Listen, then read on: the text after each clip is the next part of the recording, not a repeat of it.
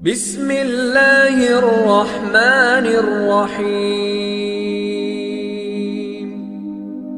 کہ نبی کریم صلی اللہ علیہ وسلم کے ساتھ ہم نے سحری کھائی، پھر آپ صلی اللہ علیہ وسلم صبح کی نماز کے لیے کھڑے ہوئے۔ میں نے پوچھا کہ سحری اور اذان میں کتنا فاصلہ ہوتا تھا، تو انہوں نے کہا 50 آیتیں پڑھنے کے موافق فاصلہ ہوتا تھا۔ صحیح بخاری حدیث نمبر 1921۔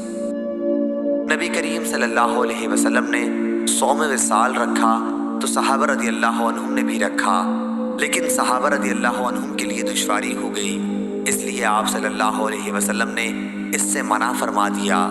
صحابہ رضی اللہ عنہم نے اس پر عرض کی کہ آپ صلی اللہ علیہ وسلم تو صوم وصال رکھتے ہیں۔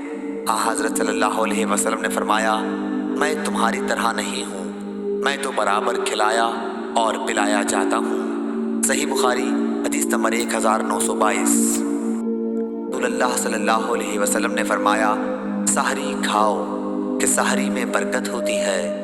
صحیح بخاری حدیث نمبر 1923۔ کہ نبی کریم صلی اللہ علیہ وسلم نے عاشورہ کے دن ایک شخص کو یہ اعلان کرنے کے لیے بھیجا کہ جس نے کھانا کھا لیا ہے وہ اب دن ڈوبنے تک روزے کی حالت میں پورا کرے، یا یہ فرمایا کہ روزہ رکھے اور جس نے نہ کھایا ہو تو وہ روزہ رکھے، کھانا نہ کھائے۔ صحیح بخاری حدیث نمبر 1924۔